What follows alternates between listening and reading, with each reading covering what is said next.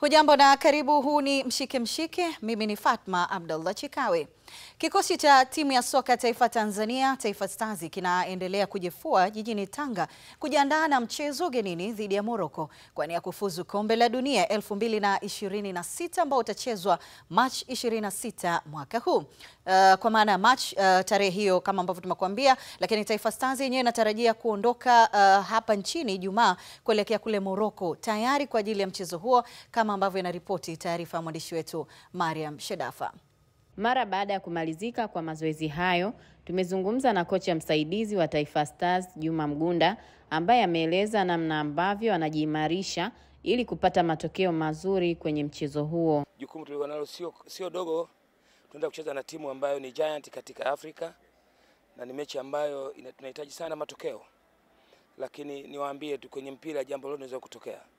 Utayari wa vijana na kile kilichokionyesha na ile shauku ya kufanya vizuri dhidi ya timu kubwa kama Morocco unaiona.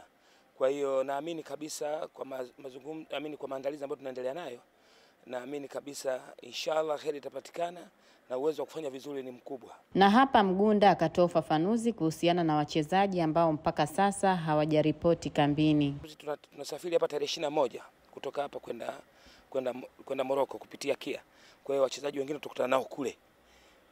Kwa sababu mechi kule ni tarehe 25, tukiondoka tarehe 21, kwenye tarehe 22 tutakuwa tuko Morocco. Kwa hiyo zile siku mbili za Morocco tutakutana nao kule na tutaendelea na training. Na imani kwa sababu wanatoka kwenye timu ambazo sio kwenye mashindano. Kwa hiyo namna utimamu wao wa mwili utakuwa uko vizuri tu. Kwa hiyo kikubwa ni kwamba maandalizi yanaendelea vizuri. Kikubwa tuombeane heri. Baadhi ya wachezaji wa timu ya taifa akiwemo Simon Msuva na Shomari Kapombe wakawatoa hofu mashabiki kuelekea mchezo huo. Mechi ambayo iko mbele yetu sio nyepesi kama watu wanavyoifikiria, maana tushacheza nao zaidi ya mara moja na tumepoteza zaidi ya mara moja pia, lakini kama wachezaji tunajiandaa, na amini huu mchezo tutafanya maajabu na watu hawataamini. Makocha tupo nao, wanaendelea kutuweka fiti na wao wanajua nini cha kufanya mazoezini, wanaelewa weakness zao wale. Basi sisi tutakachoambiwa tutakifanya kama wachezaji.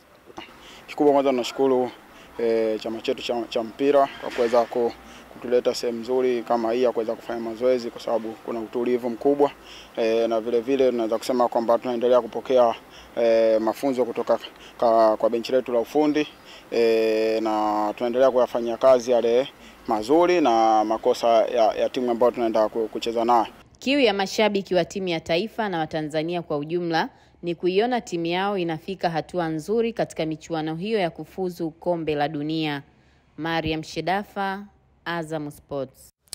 Naam, tutakuja kuangazia hilo la Taifa Stars, kusikia kile ambacho kinazungumzwa kuelekea mchezo huo, lakini kufahamisha kwamba Rais wa Tanzania Dr. Samia Suluhu Hassan leo ametimiza miaka 4 ya uongozi wake wa awamu ya 6 tangu apishwe Machi 19 mwaka 2021. Serikali ya Rais Samia imekuwa na mchango mkubwa katika sekta ya michezo, kama ambavyo tumekuwa tukishuhudia masuala kadha ikiwemo goli la mama, lakini pia kuziwezesha timu za taifa katika mpango mkakati ambao umetengwa bajeti hiyo kuzisaidia timu hizo. Lakini usisahau sasa hivi tunazungumza kwa ngazi ya vilabu pamoja na timu za taifa, mara kadhaa zimekuwa zikipata usafiri wa ndege, na hiyo yote inawezeshwa na serikali. Kuna mengineyo ambayo yanaendelea, na kwa sasa tuungane na Katibu Mkuu wa Wizara ya Habari, Utamaduni, Sanaa na Michezo, ambaye ni msemaji mkuu wa serikali, Gelson Msigwa, kuangazia hili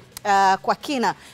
Pengine maono ya serikali ya awamu ya 6 tangu iingie madarakani imefanikiwa kwa kiasi gani kwenye sekta hii ya michezo? Kumekuwa na mafanikio makubwa kwenye sekta ya michezo, mafanikio ambayo naweza kuyaweka katika makundi makubwa matatu. Kundi la kwanza ni kuendeleza miundombinu ya michezo, kwa maana ya ujenzi wa viwanja, ambavyo katika awamu hii ya 6 tumeshuhudia kazi kubwa ya kujenga uwanja mpya katika jiji la Arusha, lakini pia maandalizi yakiwa yamefika ukingoni na tuko tayari kuanza ujenzi wa uwanja mpya wa mpira wa miguu katika jiji la Arusha, lakini pia tumeanza ujenzi wa viwanja vya mazoezi. Kwa hiyo ni mafanikio makubwa katika awamu hii ya 6 yanayohusisha uendelezaji wa miundombinu ya michezo. na matarajio yetu ni kwamba miradi ikikamilika itakuwa imetupatia viwanja vikubwa viwili vyenye viwango vya kimataifa, lakini itakuwa imetupatia viwanja vya mazoezi vya kudumu 10 katika miji ya Arusha na Dodoma, lakini vingine 5 katika mji wa Dar es Salaam, jumla 15. Kwa hiyo ni namba 1. Lakini namba 2 na muhimu ni mafanikio katika michezo yenyewe. Katika awamu hii ya 6 tumeshuhudia kwanza ushiriki wa mfululizo wa timu zetu za taifa katika mashindano ya kimataifa. Tukianza na timu kubwa ya soka ya wakubwa imeshiriki 2021, imeshiriki 23, imeshiriki 24, tutakwenda kushiriki 25 hii. Lakini pia tutakuwa wenyeji 2027. Jambo jingine kubwa zaidi ni hili la kwa mara ya kwanza Tanzania kuwa mwenyeji wa AFCON 2027 na maandalizi yake yameanza. Lakini tukiacha hilo la Taifa Stars, lakini pia hata timu zetu zingine za chini ya miaka 23, chini ya miaka 20, chini ya miaka 17 zote zinafanya vizuri na zinashiriki mashindano ya kimataifa. Kwa upande wa wanawake, Twiga Stars na wenyewe hivyo vijana wetu wa miaka chini ya 17 nao wana mafanikio makubwa. Tukienda kwa wanariadha, pamoja na kwamba hatukupata medali kwenye mashindano ya Olympic, lakini wote tunaona namna ambavyo wanatikisa katika maeneo mbalimbali kwenye ndondi na kwingineko kwingi, pamoja na mchango wa moja kwa moja wa serikali kupitia Baraza la Michezo la Taifa BMT. Lakini Mheshimiwa Rais mwenyewe amekuwa mstari wa mbele kuhakikisha kwamba anasapoti michezo kwanza kwa fedha, lakini pia na yeye mwenyewe akiwa nyuma ya michezo. Na ndio maana tunazungumzia goli la mama, tunazungumzia knockout ya mama. Sasa hivi tunaandaa kampeni nyingine kubwa kwenye michezo mingine, kwa sababu anakwenda mchezo mmoja baada ya mwingine. Sawa. Pengine hili limekuwa likitimia kwa vitendo, hususan kwenye swala zima la ongezeko la bajeti ya fedha, bajeti ya kihistoria tunazungumzia katika mwaka huu wa fedha. Yawezekana vyama na mashirikisho wanapaswa sasa kujibidiisha katika kuleta mataji ya ndani na yale ya nje, ili iwe chachu ya kila mlango unapogongwa kwa mama iwe rahisi yeye kuitikia wito. Ni kweli kumekuwa na ongezeko la bajeti kwa 801. Hii haijawahi kutokea. Bajeti yetu imekuwa sana. Tunatambua ni kwa sababu tuko katika ujenzi wa miundombinu ya michezo. Hizi ni salamu kwa wadau wa michezo kwamba serikali ya awamu ya 6 inayoongozwa na Mheshimiwa Samia Suluhu Hassan, ambayo leo inatimiza miaka 4 tangu ilipoingia madarakani tarehe 19 mwezi Machi 2021, inataka kwenye michezo. Tunahitaji kuwa serious. Michezo kwa miaka mingi imechukuliwa kama kitu cha mzamzaa. Lakini kama serikali fedha za walipa kodi zinakwenda kwenye michezo kwa kiwango hiki, huu ni ujumbe tosha kwa wanamichezo kwamba sasa we need to be serious. Ni lazima kila mmoja alipo anapeperusha bendera ya nchi, anashiriki kwenye michezo. Sasa hivi vijana wetu wengi wanapata ajira, wanapata kipato kutokana na michezo. Na sisi wizarani tunasema michezo ni afya sawa, michezo ni furaha sawa, lakini michezo ni ajira na michezo ni uchumi. Hivi sasa tunafanya kazi kwa kushirikiana na NBS ili kukokotoa mchango wa wizara hii katika uchumi wa taifa. Takwimu zilizopo hazionyeshi kama ni sekta ambayo inaongoza kwa ukuaji nchini. Na hivyo ikawa na mchango sawa kwenye mchango wa taifa. Lakini haya ni mambo ya kimahesabu tu, kwa sababu michezo, unajua kwenye sekta zetu hizi za sanaa, michezo, utamaduni, sisi tunaonekana ni watu tunacheza, lakini unajua tunayoyatengeneza mapato yake yanakwenda kukusanywa na sekta nyingine. Nitakupa mfano. Leo hii timu zinakuja Tanzania, zinaweka kambi kwenye mashindano ya AFCON. Zitakwenda kulala hotelini, watakwenda kula vyakula, watatumia vyombo vya usafiri, watanunua madini, watanunua hiki, watafanya hiki. Hayo mapato yatakwenda kuhesabiwa kwenye wizara nyingine, kwenye sekta nyingine, lakini tunaotengeneza hayo mazingira ni sisi. Na ndio maana Mheshimiwa Rais kwa kutambua hilo akaamua kuiwezesha wizara hii kimkakati, na tunamshukuru sana. Leo tunapotimiza miaka 4, sisi Wizara ya Habari, Utamaduni, Sanaa na Michezo tunatembea kifua mbele kwamba serikali ya awamu ya 6 imetutendea haki, na ujumbe huu uwafikie wanamichezo wote, uwafikie wasanii wote ambao nao pia wameguswa kwa kiwango kikubwa. Nikushukuru sana. Asante sana. Naam, ni Gelson Msigwa huyo, katibu mkuu wa Wizara ya Habari, Utamaduni, Sanaa na Michezo na msemaji mkuu wa serikali. Na kama ambavyo umesikia tukizungumzia miaka 4 ya Rais Samia Suluhu Hassan pamoja na mambo mengine, kile ambacho kilichopo na kile ambacho kinafuata. Huu ni Mshike.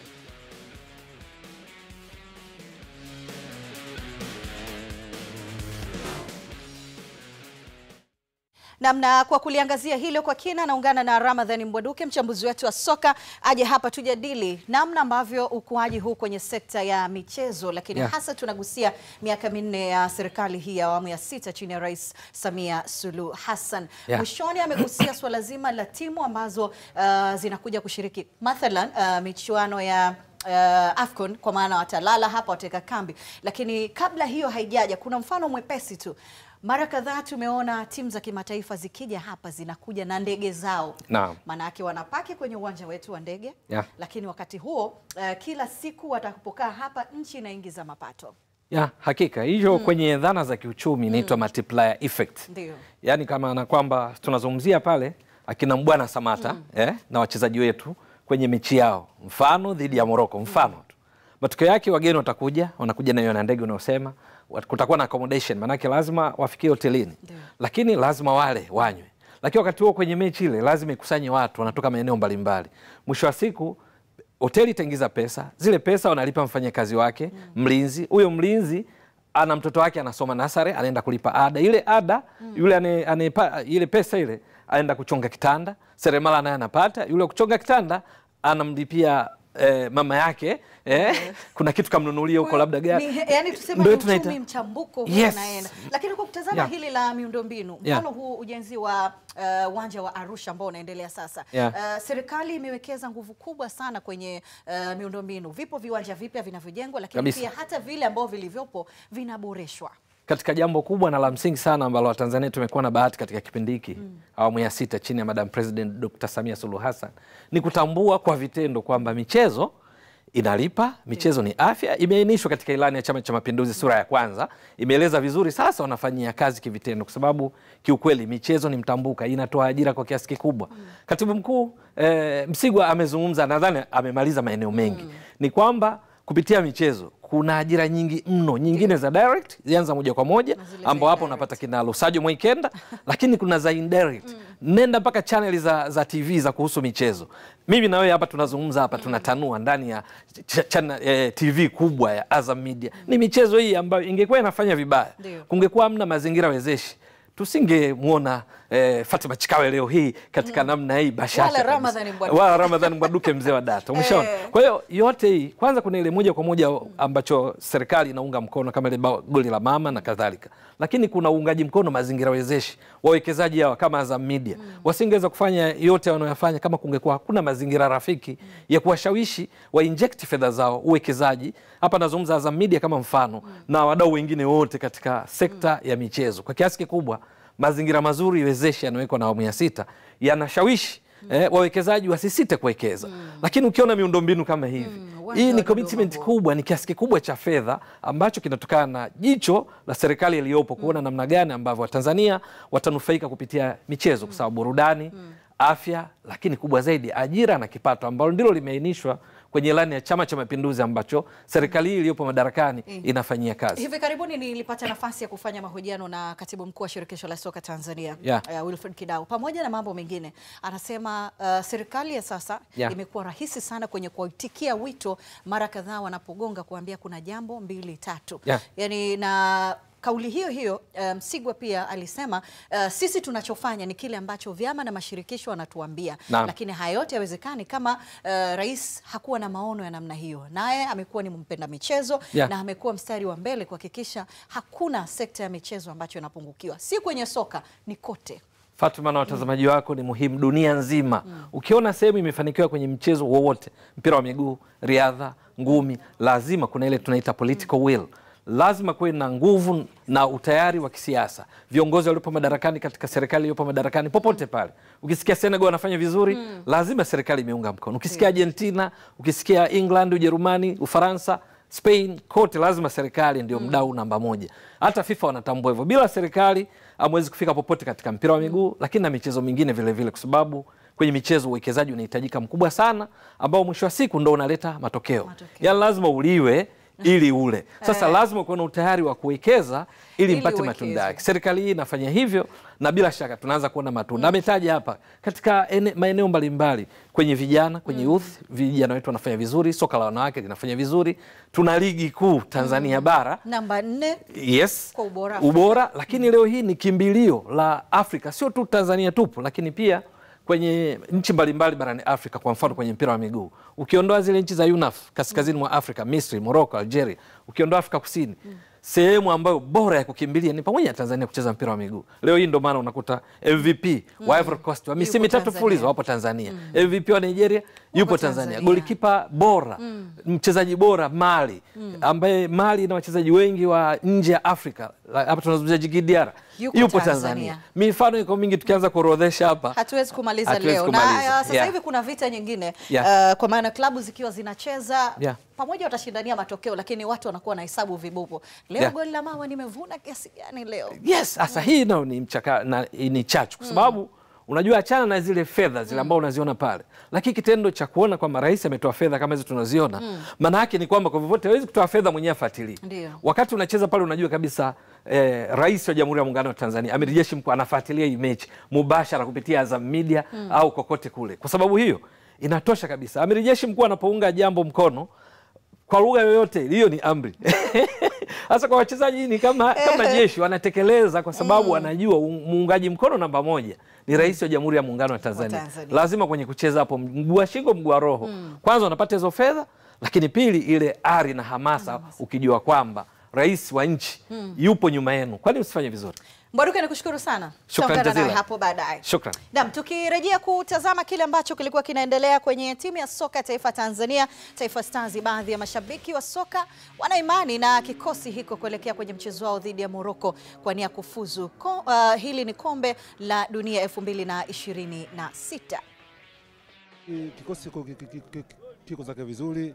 Naona bwana kiko zake vizuri, tunatarajia makeni nani ushindi tu. Naomba kocha tu aangalie upangaji wa timu, kwa sababu wenzetu hawatufikiri sisi kama tunavyowafikiria wao. Wao kama wacheza timu ya dhaifu, timu ya kawaida, lakini sisi ndio tunacheza timu ngumu. Na ni kweli tunacheza timu ngumu, kwa sababu kwenye experience ya mpira sisi tuko mbali sana na sisi. Lakini vile vile tume progress pakubwa sana kama taifa. Tunaona mwalimu ameweza kufanya kazi kubwa sana.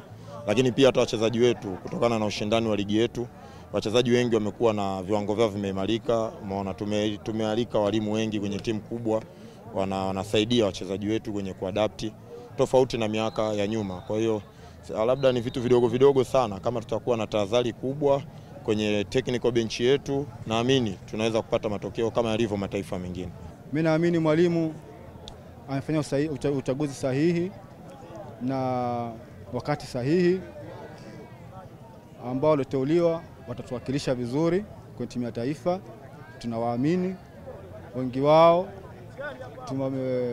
wameonyesha vitu vizuri, na tuwapongeze sana TFF kupitia vilabu vyetu, kwa sababu vilabu vyetu ndivyo ambavyo vinawalea hawa wachezaji.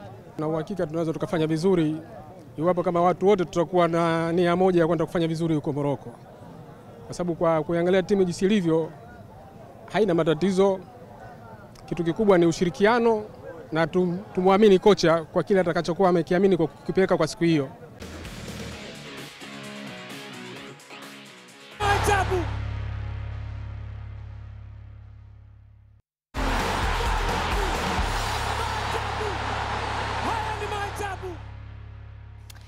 Karibu kwa mara nyingine tena. Huu ni Mshike. Mimi ni Fatma Abdullah Chikawe. Wataalamu wa miundombinu ya viwanja kutoka shirikisho la soka barani Afrika CAF wanatarajia kufanya ukaguzi katika uwanja wa Benjamin Mkapa hapo kesho kuona kama maboresho yamekidhi hadhi ya kuendelea kutumika kwenye mechi za mashindano ya CAF. Hayo yamethibitishwa mapema hii leo na Katibu Mkuu wa Wizara ya Habari, Utamaduni, Sanaa na Michezo na msemaji mkuu wa serikali Gelson Msigwa. Tumefanya uboreshaji mkubwa kwenye uwanja wa Benjamin Mkapa, eneo la pitch ambalo ndilo lilitolewa taarifa kwamba liboreshwe. Ni bahati mbaya wakati wa ukaguzi uwanja ulikuwa umetoka kutumika kwenye mechi ya Azam na Simba, na wataalamu walikuwa wamekata nyasi kwenye kima cha chini kabisa ili kuruhusu nyasi zote upya. Kwa hiyo tumefanya maboresho makubwa, tumetifua, tumeweka mbolea, tumesawazisha na tumemwagilia, nyasi zimerejea, uwanja umerejea katika ubora wake, na tarehe 20 kesho wataalamu kutoka CAF watakuja kwa ajili ya ukaguzi. Matumaini yetu ni kwamba wataondoa maelekezo yao ya kwamba usipoboreshwa hautatumika kwa mechi ya Simba na Al-Masry, ili kuruhusu uwanja huu sasa utumike rasmi kwa mechi ya Simba na Al-Masry. Kwa hiyo kwa kifupi, uwanja uko tayari, umesharekebishwa, sisi tunasubiri mbungi. Na kikosi hiko cha Simba kimeingia kambini kuanza maandalizi ya mchezo wa 16 bora ya kombe la shirikisho la CRDB Bank dhidi ya Bigman FC ya Lindi, ambao wenyewe utachezwa Machi 27 mwaka huu kwenye uwanja wa KMC Complex. Meneja habari na mawasiliano wa Simba Ahmed Ali anasema licha kujiandaa kuikabili Bigman, maandalizi hayo pia yanahusisha mechi 2 za robo finali ya kombe la shirikisho Afrika dhidi ya Al-Masry ya Misri. Ya, tumerejea mazoezini hii leo siku ya Jumatano ya tarehe 19. Tunaanza mazoezi ama program ya mazoezi tukiwa na wachezaji wote ambao wapo kwenye majukumu ya timu za taifa. Wachezaji 6 ambao wapo kwenye timu ya taifa Tanzania, mmoja ambaye yuko timu ya taifa ya Uganda na mmoja ambaye yuko timu ya taifa ya Guinea. Hawa hawapo kwenye program hizi za mazoezi, wapo kwenye majukumu ya timu zao za taifa. Wachezaji waliobaki wote wameingia rasmi hii leo katika uwanja wa mazoezi Mo Simba Arena kwa ajili ya kuanza program ya mazoezi ya maandalizi kuelekea mechi yetu ya kombe la shirikisho ya benki ya CRDB dhidi ya Bigman, ambao mchezo utapigwa tarehe 27 ya mwezi huu wa 3 mwaka 2025. Na wachezaji ambao wapo kwenye timu ya taifa ama timu za taifa, wao watajiunga na timu siku ya tarehe 27 hiyo, na itakuwa ni kujiunga na kuelekea Misri kwenye mechi yetu ya kombe la shirikisho dhidi ya Al-Masry. Kwa hiyo mazoezi ambayo tumeanza hivi sasa specifically ni kwa ajili ya mchezo wa tarehe 27, lakini vile vile ni kwa ajili ya maandalizi kuelekea mechi yetu ya robo finali dhidi ya Al-Masry. Ya, bado tunaendelea kumuuguza Shemalon Fondo ambaye aliumia katika mchezo wa ligi kuu ya NBC dhidi ya Azam FC, na hali yake inaendelea vizuri, japo bado madaktari hawajatupa hakika ni lini hasa Shemalon atarejea katika uwanja wa mazoezi. Kwa upande wake Musa Pinpin Kamara Spiderman, yeye ameshapona na ameruhusiwa, amekwenda kujiunga na timu yake ya taifa ya Guinea, na amefika huko amejiunga moja kwa moja katika uwanja wa mazoezi akijiandaa kuitumikia timu yake ya taifa ya Guinea. Na ukitoa hao wawili, hakuna mchezaji mwingine yeyote mwenye changamoto ya kiafya. Hii ni kusema ya kwamba wote wako salama na wako tayari kuelekea mechi ya tarehe 27, kwa maana mechi ya kombe la shirikisho la CRDB na mechi ya robo finali ya kombe la shirikisho barani Afrika. Katika hatua nyingine, Ahmed Ali anasema kikosi chao cha Simba Queens kinaelekeza nguvu kuelekea mechi yake dhidi ya JKT Queens licha ya kupoteza hapo jana kwenye dabi ya Kariakoo dhidi ya Yanga Princess. Ni matokeo mabaya kufungwa na mtani wako, lakini kama Simba Queens hatuna budi kusimama imara na kuangalia michezo ambayo imesalia. Tumepoteza mchezo, hatujapoteza ubingwa. Bado mbio sisi na JKT Queens bado ni mbichi kweli kweli. Ukiangalia mpaka mchezo jana tunapoteza, Simba tulikuwa mbele kwa pointi 2. JKT akishinda mchezo wake wa raundi hii anatuacha kwa alama 1. Kwa hiyo bado vita na msuguano unakuwa ni mkubwa baina ya sisi na JKT Tanzania, na kwa mantiki hiyo tunawajibika mchezo ambao utatukutanisha sisi na JKT Queens, twende tukafanye kila kinachowezekana tupate ushindi katika mchezo huo ili kujiwekea mazingira mazuri ya kuchukua ubingwa wetu msimu huu. Naam. Kwa upande wa uongozi wa Yanga wenyewe unasema ushindi wa timu yao ya wanawake Yanga Princess dhidi ya Simba Queens umeendelea kuonesha kikosi chao kinazidi kuimarika kuelekea nchi ya ahadi, kama ambavyo imekuwa ndoto yao kubwa kutawala soka la wanawake. Meneja wa habari na mawasiliano wa Yanga Ali Kamwe amezungumza na Mshike. Kwa niaba ya uongozi wa klabu ya Young Africans, nianze kwa kutoa pongezi zetu za dhati kabisa kwa benchi la ufundi la Yanga Princess chini ya kocha wa viwango vya juu kabisa, kocha pekee mwanamke mwenye leseni A na anaifanyia kazi kwenye ubora wake. Namzungumzia special one Edna Lema Mourinho, kiboko yao ndio nickname yake mpya tumemuongezea hapa. Yeye na kushirikiana na wenzake kwenye benchi la ufundi walifanya kazi nzuri kuiandaa vizuri timu yetu ya wanawake, hasa kwenye mzunguko wa pili huu wa ligi ya wanawake, kwa kuongeza nguvu ya wachezaji wazuri zaidi kwenye timu yetu. Tupongeze pia kwa wachezaji wote ambao siku ya jana pale KMC Complex waliingia na dhamira moja tu ya kwenda kuonyesha Coral Queens kwamba sisi sasa hivi sio level zao. Kwenye mpira wa Tanzania, brand ya Young Africans ndio brandi kubwa na brandi bora ya kimpira sasa hivi. Pigwa mpira mwingi sana jana, na kama uliangalia vizuri mechi, tulicheza mechi kwa mahesabu makubwa sana. Tunafahamu Coral Queens wana baadhi ya wachezaji wenye quality, lakini wameshajichokea, hawana tena ule uwezo, mbio ambazo walikuwa nazo misimu miwili iliyopita. Kwa tulipoanza kipindi cha kwanza tuliwa contain kidogo, alafu kipindi cha pili tukamuingiza fundi wa mpira kutoka Nigeria, Adebis Pacome Zouzoua katikati ya uwanja. Mambo yakawa magumu sana kwa Coral Queens muda huo, pasi nyingi sana zikatembea, na mwisho wa siku tukapata goli moja, goli kali kweli kweli ambalo lilitupa ushindi wa goli moja bila. Ni ushindi ambao umetupa furaha sana viongozi wa Young Africans, na naamini furaha pia kwa wanachama na mashabiki wetu, kwa sababu ni muda mrefu timu yetu ya wanawake Yanga Princess ilikuwa ifanye vizuri, lakini jitihada kubwa ambazo zinawekwa na uongozi wetu, hususan makamu wetu wa rais Arafat Haji, kwa namna ambavyo ameinvest sasa hivi kwenye timu ile, akishirikiana na mratibu wa timu Kibwana Matokeo, tunaanza kuona matunda yake, na tunaamini kabisa msimu huu kama watazembea kidogo, kwa sababu tukuanza vizuri, la kama watazembea kidogo tunaweza kuchukua ubingwa. Kile tukishindwa kuchukua ubingwa msimu huu, kwa timu tuliyoitengeneza msimu ujao, maboresho ni kidogo, alafu tunakwenda kuchukua taji letu next season la ligi ya wanawake inshallah. Kwa hivi tunavyozungumza sasa, kwa mujibu wa msimamo huo wa ligi kuu soka ya wanawake Tanzania bara, manake JKT ushindi wa 5-0 leo dhidi ya Mashujaa umempandisha kileleni, akimshusha Simba Queens, wakati Yanga Princess wakiendelea kusalia kwenye nafasi hiyo ya 3. Lakini kwa upande mwingine, kikosi cha Young Africans chenye kinajiandaa na safari kuelekea mkoani Singida kwa ajili ya kushiriki uzinduzi wa uwanja mpya wa Airtel ambao unamilikiwa na klabu ya Singida Black Stars. Katika tukio hilo kubwa ambalo litafanyika Machi 24 mwaka huu, Yanga itacheza mechi ya kirafiki dhidi ya wenyeji wao Singida Black Stars. Leo kikosi chetu cha Yanga kwa maana ya senior team kimerudi mazoezini, na leo tumeanza na mazoezi ya gym kujiwinda na mchezo maalum wa kirafiki ambao tumealikwa na Singida Black Stars kule Singida kwenye ufunguzi wa uwanja.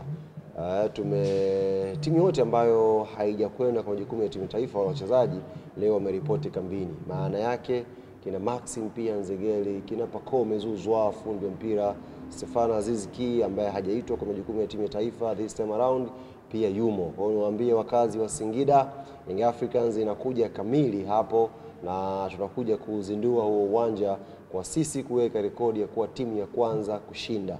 Tuliwaambia na tuliwaonya Singida wakati wakifikiria timu ya kualika wangetafuta timu za daraja lao, lakini kwa kuwa wamejichanganya wametualika Young Africans, tutakwenda kuwashona pale pale na tutakwenda kuweka rekodi ya kuwa timu ya kwanza kushinda kwenye uwanja ule. Timu yetu inatarajiwa kuondoka hapa Dar es Salaam siku ya tarehe 22, na tutaondoka na usafiri wetu wa SGR kutoka hapa Dar es Salaam kuelekea Dodoma. Dodoma tutakuwa na magari yameandaliwa pale kuichukua timu kuipeleka Singida. Hivyo wakazi wa Singida, mashabiki na wapenzi wa klabu yetu Young Africans, hatujaonana mwaka huu, na habari njema ni kwamba Yanga inakuja, na Yanga inakuja kamili gado kuja kuwapa burudani. Tukutane kwenye uzinduzi wa uwanja wa Airtel Stadium pale Singida inshallah. Ni Ali Kamwe huyo, meneja habari na mawasiliano wa Young Africans. Kikosi cha Azam FC kimerejea mazoezini kujiandaa na mechi ya ligi kuu ya NBC ambayo wanataraji kuicheza mwanzoni mwa mwezi Aprili mwaka huu. Mkuu wa idara ya habari na mawasiliano wa Azam FC Thabit Chumwi Zakaria, yeye anasema Jumamosi hii wanataraji kucheza mchezo mmoja wa kirafiki. Timu iko mazoezini tangu Jumatatu ya wiki iliyopita. Tulifanya mazoezi kwa wiki moja, tukacheza mchezo wa kirafiki Ijumaa dhidi ya Pan Africa. Tukapata mapumziko ya weekend Jumamosi, Jumapili, Jumatatu tukaanza na mazoezi na hadi muda huu timu iko mazoezini. Kwa kawaida katika kipindi ambacho unakuwa hauna mechi kwa zaidi ya wiki, ule muda ambao kama msimu ungekuwa unaendelea kungekuwa na mechi, lazima upate mechi pale. Kwa hiyo hata sisi tunafanya hivyo na tumeanza mazoezi Jumatatu, lakini Jumamosi tunatarajia kuwa na mechi. Tutakuwa na mechi tena nyingine kabla ya safari yetu ya kwenda Mbeya kukutana na Ken Gold ambapo mchezo utakuwa tarehe 3. Kwa hiyo tunatarajia kuwa kama mechi mbili hapa katikati kuanzia weekend inayokuja. Mazoezi yanakwenda vizuri na mipango hiyo justification yake utaona mazoezini. Kwa namna mazoezi yanavyoendelea, yanaendelea vizuri sana. Tuko na matumaini kwamba kuna vitu vitabadilika kutoka hali ilivyokuwa katika mechi zilizopita.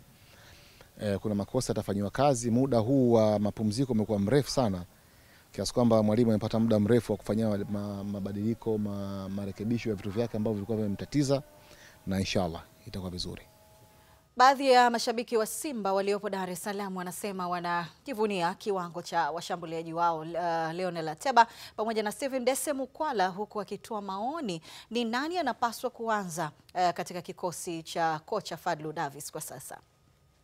Aya, kumekucha na Mukwala mwanangu. Aya, na hivyo. Aya, na hivyo. Sisi kama mashabiki na viongozi wa matawi tunasema kwamba kutokana na performance aliyoionyesha Mkwala katika mechi hizi za karibuni, tunaamini kwamba ana nafasi kubwa ya kuanza kuanzia hizi mechi zilizobakia ili tuweze kupata ubingwa na kuweza kuvuka kwenda nusu finali. Tunaamini mwalimu akimpa nafasi katika kuanza katika mechi inayofuata hata ya FA, akianza Mkwala ana nafasi kubwa ya kuweza kutupa matokeo kwa haraka. Tunachohitaji sisi ni ushindi na matokeo mazuri kwenye timu yetu. Hatuwezi kumpangia mwalimu, ila kwa pendekezo langu nadhani Ateba ana nafasi kubwa kwenye timu kwa sababu anaofa vitu vingi kwenye timu na ndio maana mechi nyingi anaanza yeye. Kwa siku kadhaa ambazo nimetizama mpira hapa karibuni, Mkwala yuko faster sana na anakopo, yani yupo serious sana anapokuwa karibu na goli. Na licha ya kwamba Simba kweli wachezaji wake wote wawili ni wazuri, lakini the best one kati ya Mkwala na Ateba yuko best. Kwenye mechi ya kuelekea FA hapo angeanza Mkwala, nadhani ingependeza zaidi kwa sababu amekuwa na mchezo mzuri. Kwa hiyo kuna kitu kidogo amekiongeza tofauti na alipokuja. Anampa changamoto kidogo Ateba. Nafikiri angependeza angeanza ili kuleta changamoto na ushindaji katika timu yetu. Aya, Ateba na kukubali. Ateba na kukubali. Naye Mukwala na kukubali. Aya, Mukwala na kukubali. Ni baadhi ya mashabiki wa Simba hao. Huu ni mshike, tutarejea.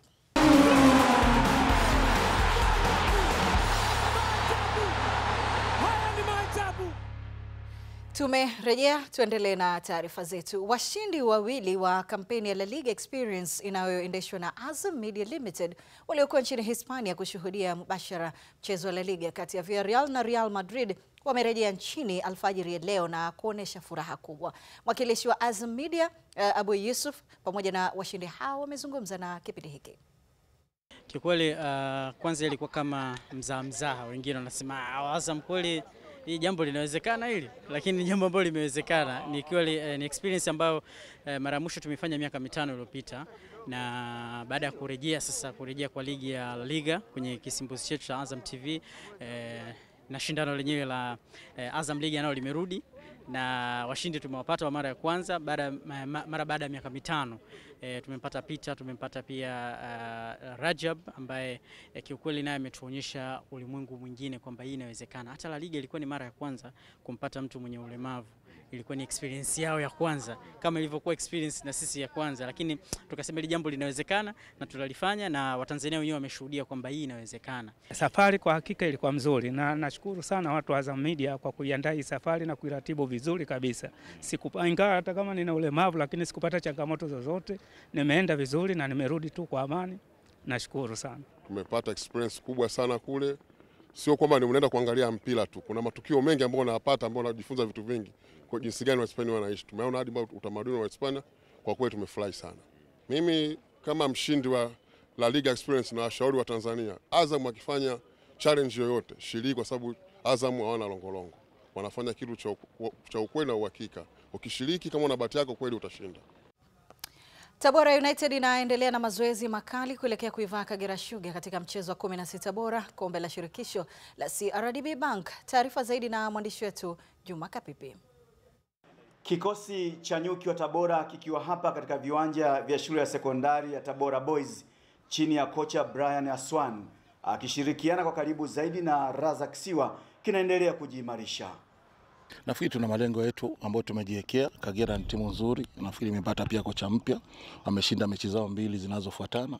Kwa hiyo tunakuwa na tahadhari kubwa tukijua ni timu nzuri. So tunajiandaa kwa nguvu na bidii zote ili makusudi tuweze kupata ushindi tarehe 28. Tuna matumaini makubwa kwa sababu ya timu yetu tunavyojiandaa, na Mungu akitupa uwezo inshallah tutashinda tu. Pia tunahitaji kuwa mabingwa kwenye kombe hili. Kwa hiyo kama wachezaji tunapeana morali, kila mechi ni mechi kubwa. Kwa hiyo sisi hamna mechi ndogo.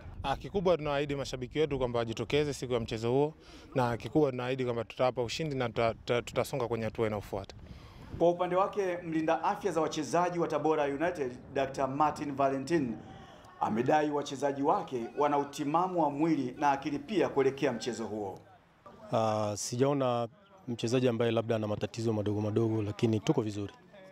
Na kwa namna ambavyo kwa sasa pengine kocha wa viungo hayupo na unaliendesha hilo jahazi kama wewe daktari, pengine unaona kuna tofauti gani?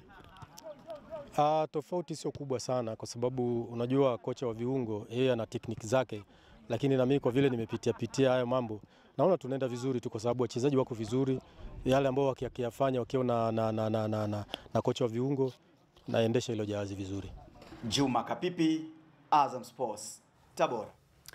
Mashindano ya Bi Mkubwa Ramadhan Cup yameendelea katika uwanja wa Uzunguni uliopo Hai Boma Ng'ombe huko Kilimanjaro, ambao wenyewe umezikutanisha timu ya Kalisa FC iliyopata ushindi wa mabao 3-0 dhidi ya Mbosho FC. Katika mchezo huo magoli ya Kalista yamefungwa na Nason Matingo dakika 25, Mailani Selemani dakika 33 na goli la mwisho likiwekwa kambani na Jalilu Selemani dakika ya 79. Lakini mchezo mwingine wa Bi Mkubwa Ramadhan Cup ni kesho Machi 20, City United dhidi ya Kwasadala FC, uwanja wa Uzunguni hapo Boma Ng'ombe Hai Kilimanjaro.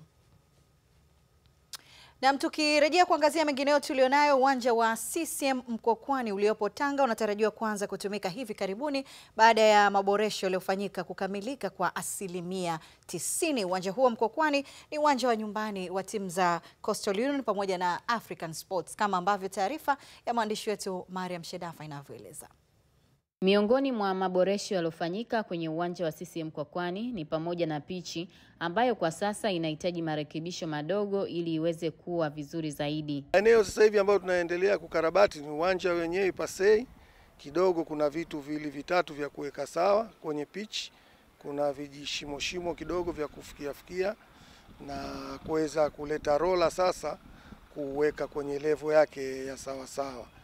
Na kitu kikubwa ambacho kimebaki kimoja ni benchi tu, hizi za kukalia wachezaji ndo ambazo bado ziko kwa matengenezo, lakini kwa uwepo wa mkuu wetu wa mkoa na mwenyekiti wetu wa chama na rais wetu wa TFF wanaosimamia uwanja kwa nguvu zote.